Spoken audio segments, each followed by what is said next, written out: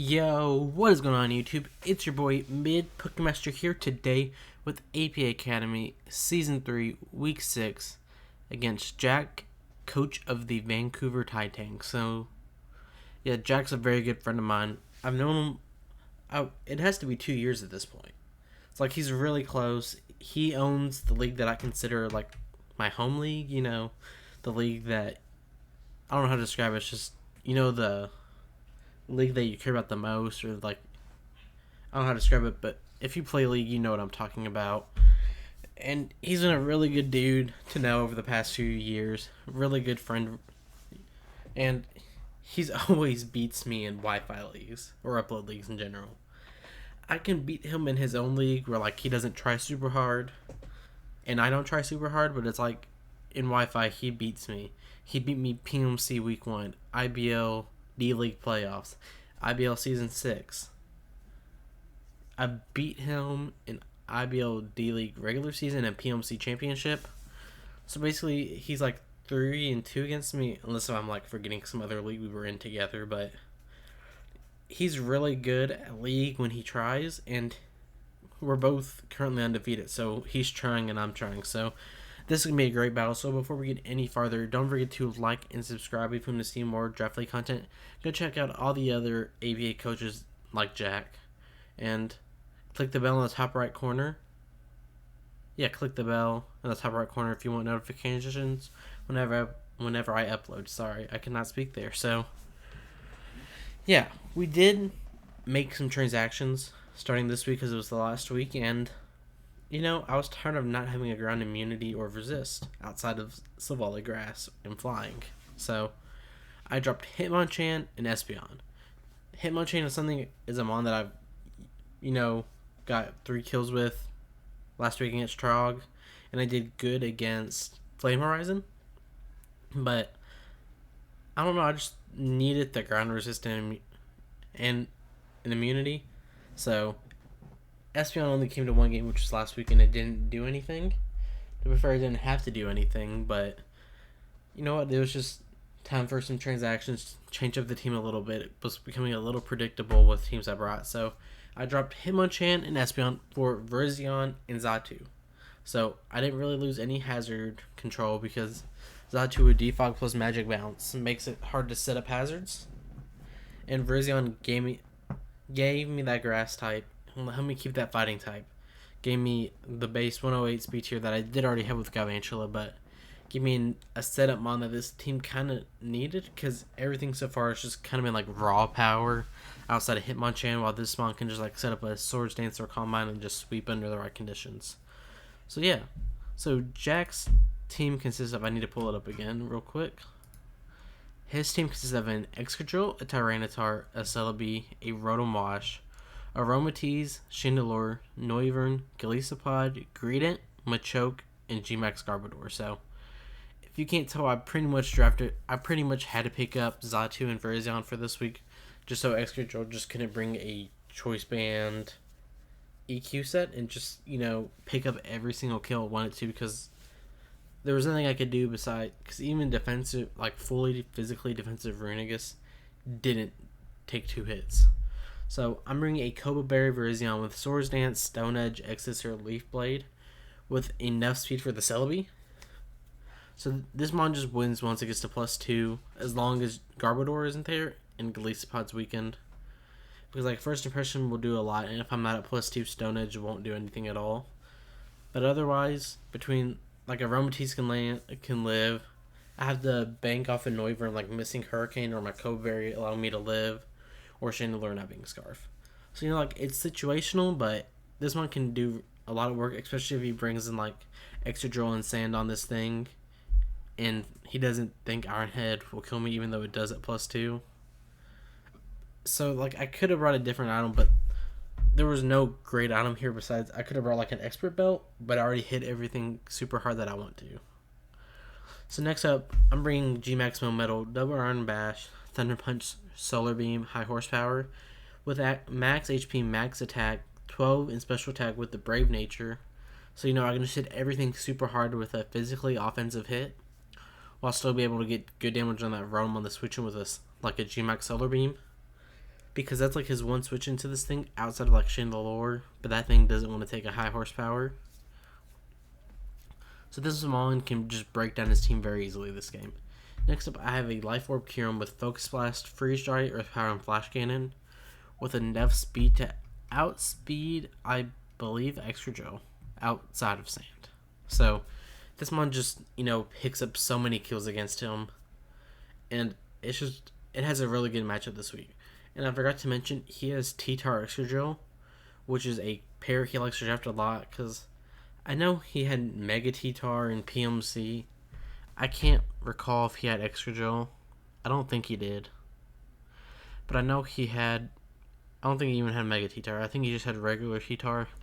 Then he had Then he had XtraJoe T-Tar in IBO Season 6, where he beat me pretty easily. So this is a pair that he's super comfortable with, and I know he's doing very well with XtraJoe. So I just have to make sure I can play around it. So, yeah. And then I have a Focus Sash Galvantula with enough seed for Celebi with Sticky Web, Thunder, Bug Buzz, Energy Ball. I don't really think I'll click Sticky Web this match.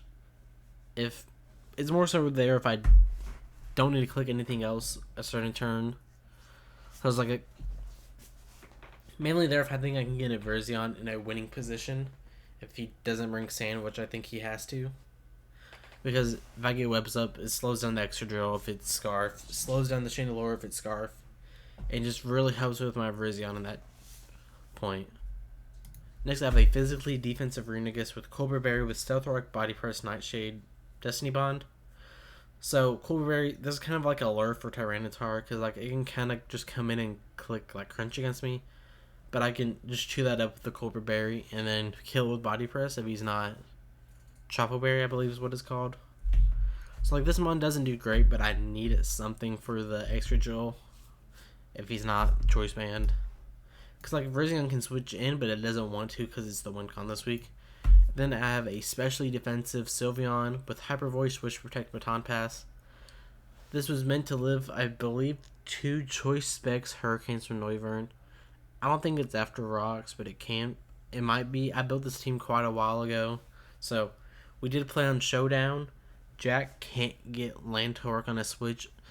And after all the drops at the beginning, we decided, me and all the other commissioners decided it's just easier for him to get to play on Showdown and find another replacement that will upload and such and not be a genre. So I'll see you all in the battle. So here we are with the battle. So this team he brought isn't surprising.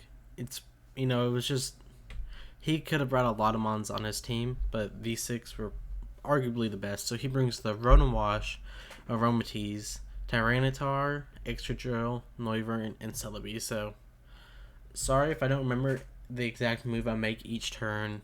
It's been a little while since we battled. I'm recording this the day before, so I'm not really going to remember each turn. So, yeah. So I'm going to lead off with my Galvantula because I do good against almost everything. So he is Frisk. I didn't even think about that. So he knows I'm Focus Sash, so I can't stay in on this thing because I want to keep this around. I want to keep the Focus Sash around as long as possible. And Webs, I don't think are going to do well here, but I'd rather wait till later on to know. So I have a pretty free switch into my Sylveon because I live 2 hits for basically anything. So he's just going to go for that Draco Meteor turn 1 because if I would have stayed in, it would have done a lot of damage. So I really have no reason not to Baton Pass here because if he goes, because his easy switch in is XtraJoe here or Aromatisse, but I have good answers to both of those, and I'm not going to want to stay in and just Hyper Voice when he has free switch ins. So he's going to go Aromatisse, and I'm going to Baton Pass out in my Melmetal. There was no reason for me not to go into Melmetal here because it doesn't get Mystical Fire, and I can either just freely double Iron Bash here as he goes into Rotom, but he could be Rocky Helmet, or I can just go straight in and go for the Max Overgrow.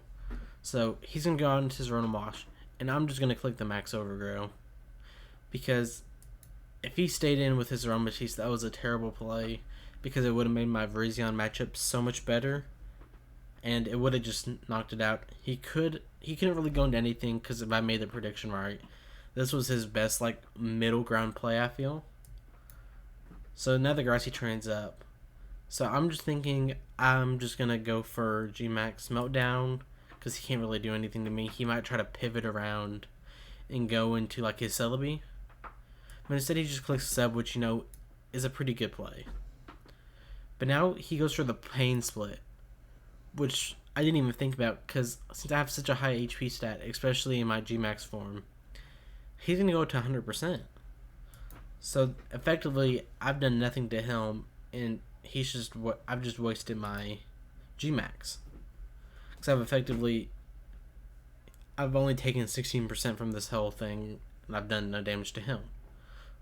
Which was a really good play on his part and a really good bring. So he's going to go for Substitute again. I was going to go for Thunder Punch, because at this point, I don't believe he's going to be Willow with Sub Pain Split.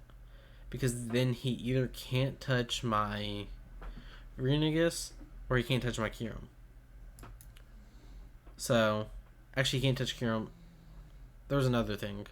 So I'm just going to go hard in on this as he clicks Toxic, which was a good play. He knows I can't really stay in there. So, I don't really know what he's going to go into here. I should have paused right here. As you saw, he goes into Tyranitar, but this was like a hard prediction, because there was no way he was going to stay in and take the Freeze Dry. Because that just would have been a terrible play on his part. So, I believe I clicked Flash Cannon. I just clicked Freeze Dry because it was like a middle ground play. Get to know what kind of damage, what kind of spread his Tyranitar is, or Aromatisse. So, I really shouldn't stay in here. So, I'm going to switch back out into my Melmetal, because it just kind of comes in on that thing unless he's like Fire Blast. So, he actually goes out into his Rotomosh, and he clicks Toxic. I know he's not going to click Sub, so I just click T-Punch to get this thing lowered. So, I'm going to go into Kyurem this turn. As he clicks Pain Split, he gets 21% back, but that's not, too much. So, this time I just click the Flash Cannon, knowing this was his switch in, because you don't want to risk the Tyranitar. So he's just going to go for the Protect here as I click Flash Cannon again, because even if I went Flash Cannon and he went Tyranitar, that was still neutral damage. So I switch out into my Melmetal here, knowing he's going to click Wish. So then I actually pivot back out into my Virizion as he clicks Protect, which, is fair. He gets to see what kind of move I'm going to go for. That put me in a very bad position, because I couldn't stay in on this thing at all. So I have to switch back out into my Melmetal, which freely chooses this. So he goes into his Rotomosh. I just click Double Iron Bash, because it was a no drawback play at this point. Because if he goes this, I have ways of pivoting around. Excadrill doesn't want to take this, and nothing else really wants to take Double Iron Bash. So I'm going to switch out to my Kyurem and just kind of sack it off. He made a really good play going for a Substitute there, because I would have just broken it.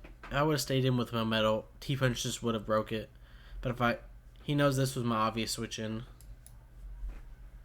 so he had to go for Substitute. So I go for Galvantula. Bug Buzz can kill depending on his set, but he actually goes Noivern. So, I just go for Bug Buzz. This is 22%, not much, but that's chip. So I'm just going to go back into my Sylveon. He's actually Toxic on this thing, which is, good prep, because my Sylveon was his best way of dealing with it. But I know he's going to switch out, because his Noivern still puts on so much pressure onto my team. So he goes on to his Aromatisse, and for some reason I go to my Renegus, which was a very big choke.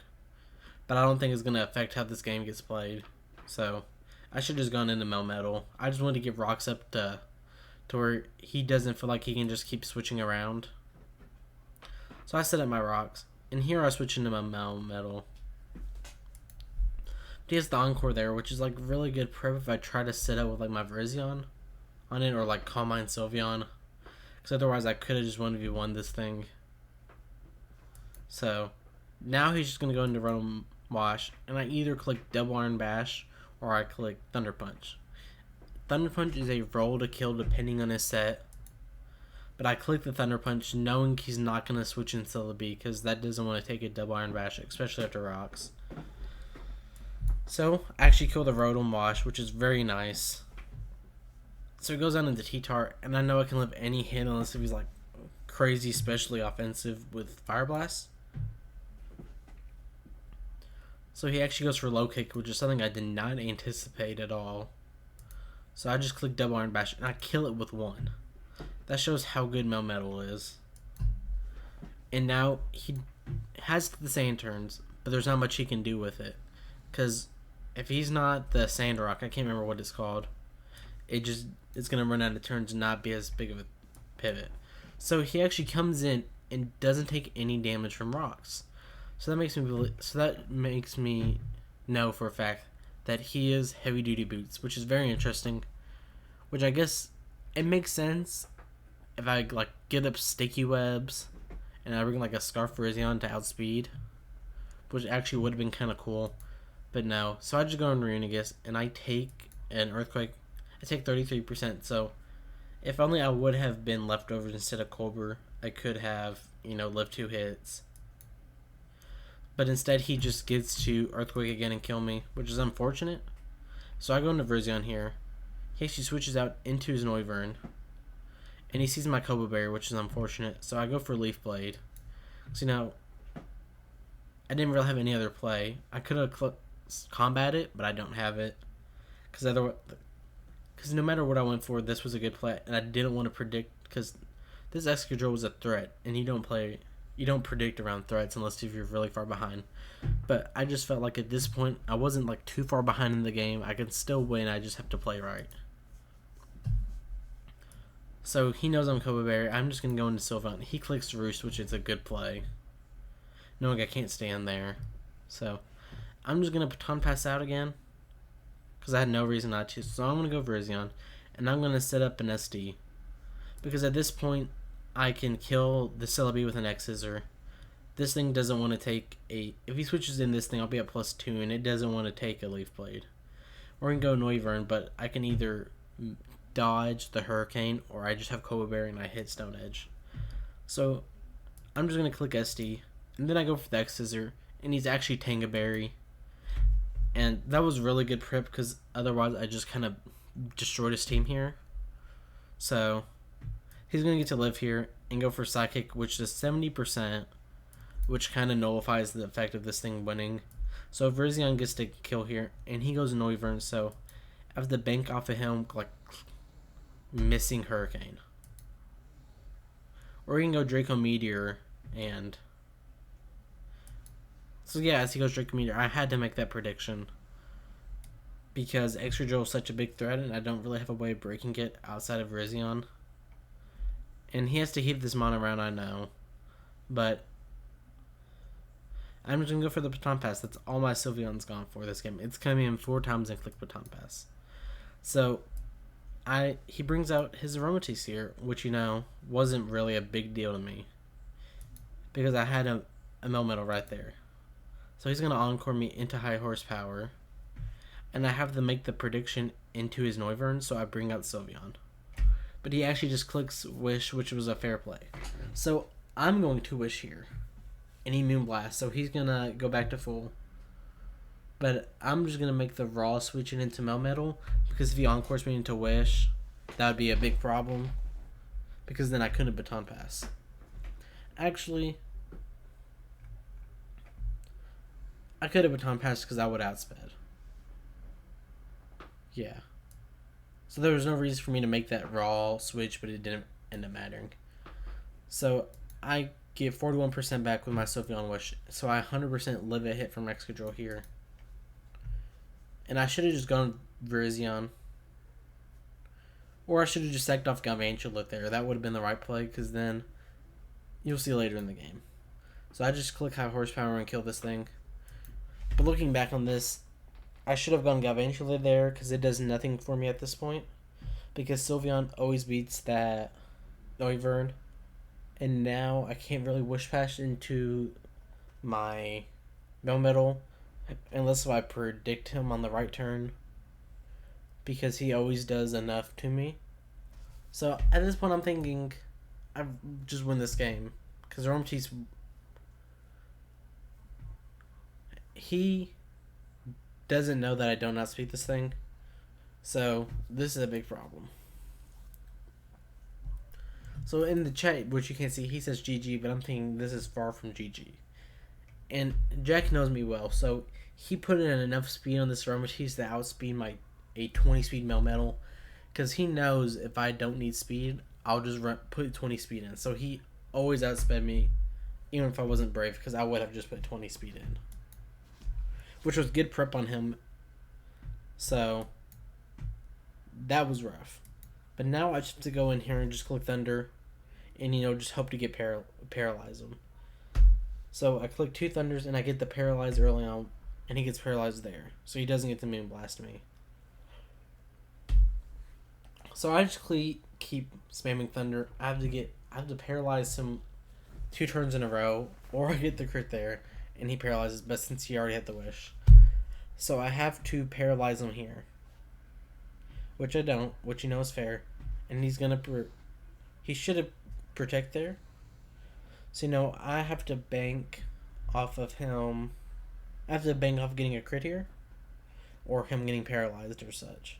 So he's gonna kill my Virizion, and I'm just gonna tell you I don't break this thing. I'm just gonna put on hyper fast. He's gonna stall me out with the Aromatisse here, so we are gonna take our first loss of the season, which is unfortunate, but I'm glad it's against a good pal of mine, because when I first started, he wasn't that great. If he's in a lot of leagues at one time, he does not do good. But he's cut back, and he's done so much better just because he's been able to actually have time to look at matchup and come up with a good game plan and do good EV spreads, which I actually don't. But I'm glad I lost to him. It's somebody I respect a lot in the community. He's basically kept me in Mons, because when I first joined his league, I was on the verge of quitting, but since I met so many great dudes there, Zangoose, Trogaholic, D-Train, and a bunch of other people, it's just kept me in Mons, because I made friends that I've been talking to almost every day since then. So I just want to thank him for this. So we did unfortunately pick up our first loss of this season, so hopefully we can just win the next 4 games and go 9-1 in playoffs. So thank you all for watching. Don't forget to like and subscribe, and I'll see you all next time. Peace.